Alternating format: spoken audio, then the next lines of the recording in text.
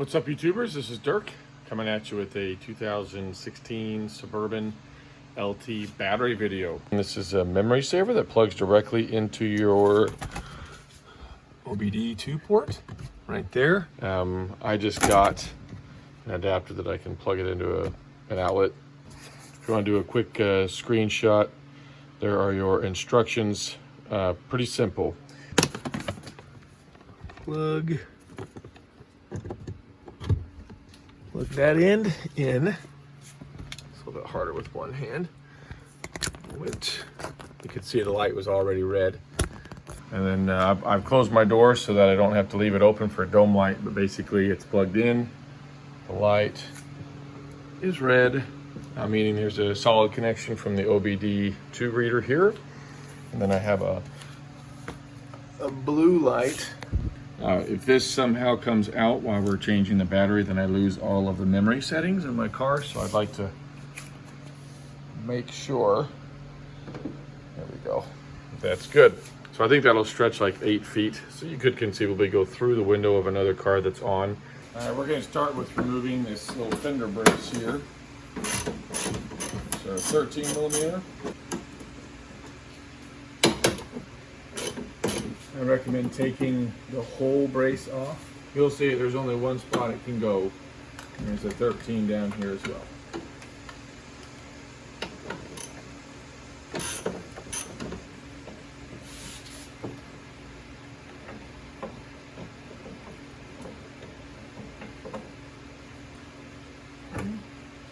Take note of the difference between the two. Obviously that's on the bottom.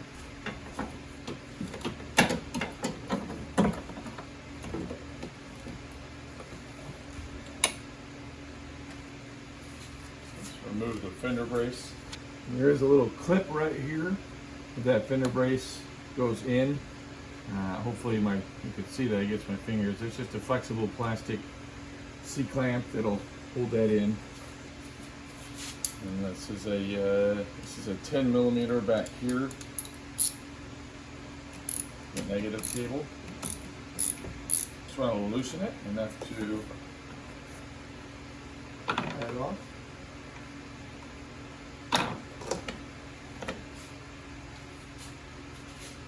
Once that electrical or the negative cable is off, take it all the way back here underneath. Now we have the positive connection to get rid of, and we're going to need to take this box off and the positive off. It's at this point that I'm grateful I have the memory saver on, otherwise you'll lose all the preset settings for your car seats and your radio, anything else that has memory. So to remove this cover, just take a flathead and you'll wedge it. You'll be able to see, it's kind of hard, I can't show you on camera here, but put it between the edge of this cap and where there's a little tab. You're just basically putting some separation between a piece on the inside and the piece on this outside of the cap. It does not require a great amount of force, so you're just putting a screwdriver basically between those two tabs and what's underneath there. Set that aside. 10 millimeter here.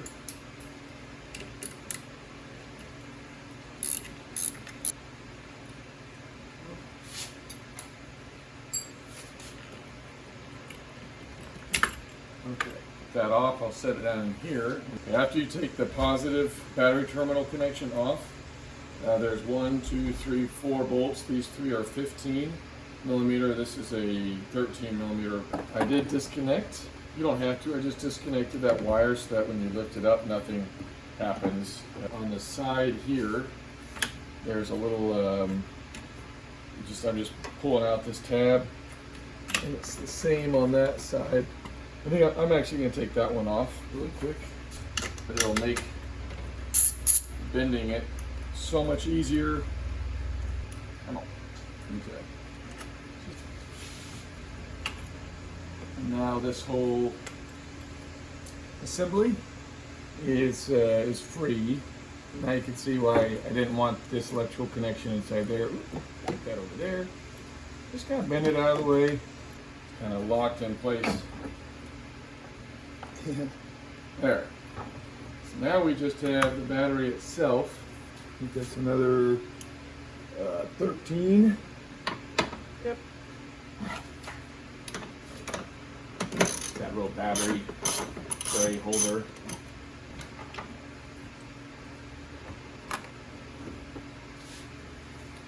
So that just slides in and holds the battery down. Remove that. Okay, at this point the battery is free, but I'm really trying to avoid taking out the coolant tank or moving it out of the way. In order to do that, I have to remove the engine air filter. They don't leave you any room to just pick it up and out, but I'm going to try. These are not the lightest things in the world. I'm trying not to really want to keep it level. Not have a freaking handle. All right, as much as this sucks, we're just going to have to take it apart. Little 10 millimeter bolt right here to remove this tiny brace. Lift up so you don't hit that connection and push it out of the way. And you've got 8 millimeters and 4 of these 8 millimeters.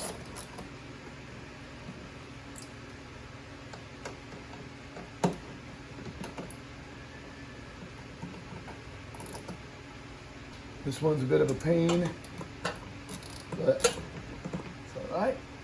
Still manageable.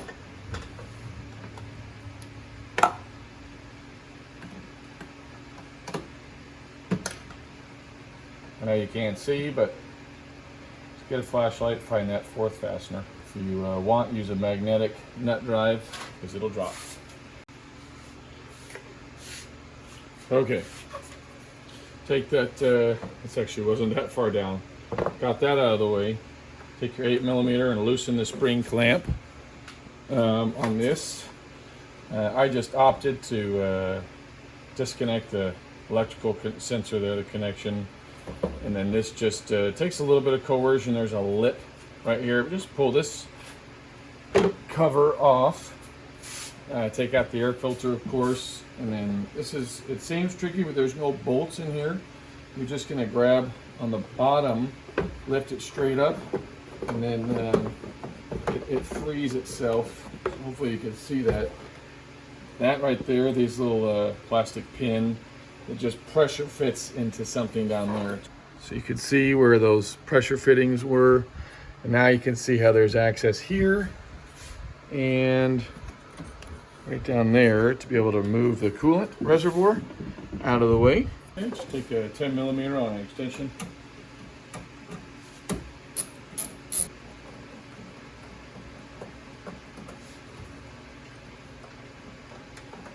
Cool.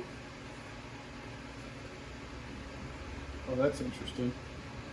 Okay, well that's just a welded nut on the washer. Oh my gosh, I am so lucky that I see that. You idiot. Let's not be stupid again there. Okay, so now, just gonna gently being the key, slide that out, and now, no worries for that.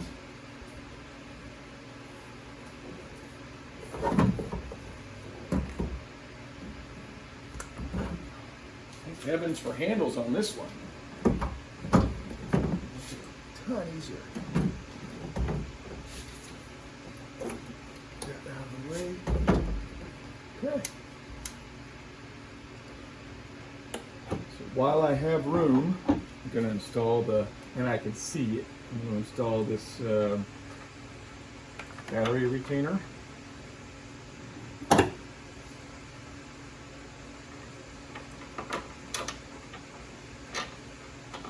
Take your 13 millimeter and don't over tighten that. It's just on plastic, but certainly holding it in. All right, now it's just reverse assembly. Be careful, put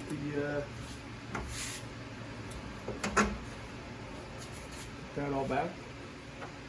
I'm going to use this one first to secure it in the coolant reservoir, so that when I'm putting this little tack weld one back in, doesn't accidentally kick it out and I lose it again. 10mm. I'll crank it down once that one's fully on. There's enough room to get your hand in there and start threading it. You don't need to over tighten. It's going on plastic. It's well in place. Clean out your air box there if you need to.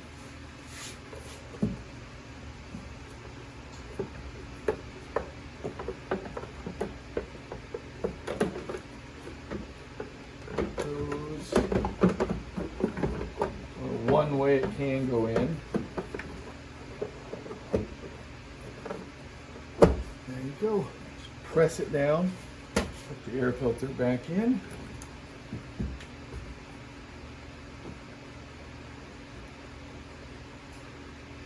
Okay.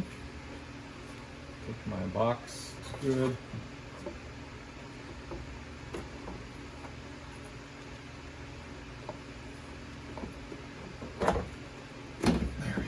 You'll feel it obviously kick in, or slide in, whatever.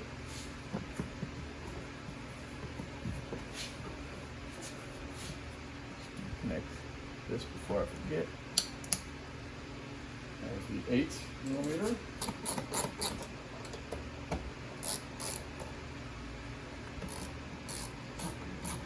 Tighten up your spring clamp.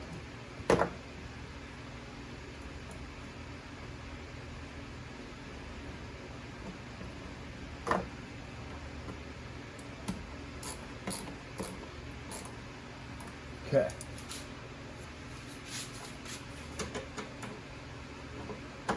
$10mm. Let's pull this back. And I'm hoping that it just would help to get that out of the way. Careful for wires touching where it shouldn't. This battery is obviously hot. There you go. Hopefully you heard that click, and it's definitely in there. Now we're going to put that one back. It's a 13mm. Just use my go-through socket.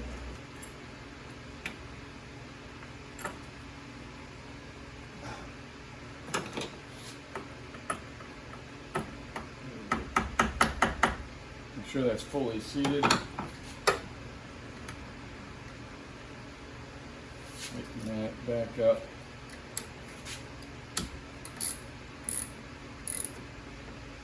Okay. Close the cap on that first, actually. Like this. I'm going to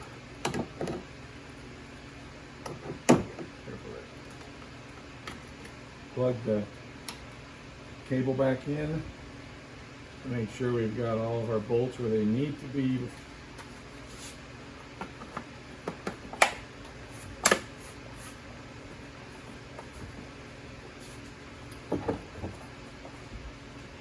Yep.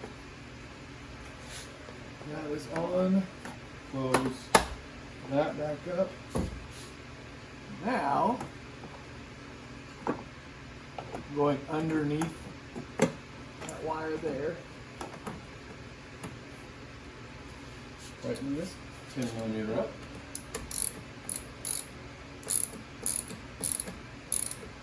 Okay, at this point it's done. You could go unplug your memory saver. I'm just going to connect the bracket. Remember, this silver one goes down here on the bottom, and then that little plastic C-clamp collar right there goes around about right here.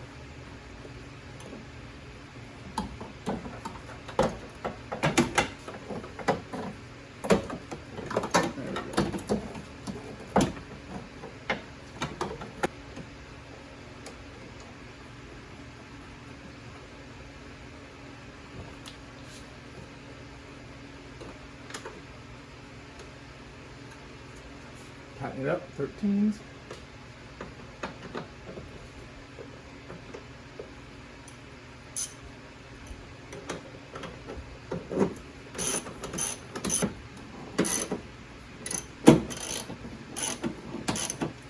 my friends, that's how you change the battery on a 2016 Suburban LT.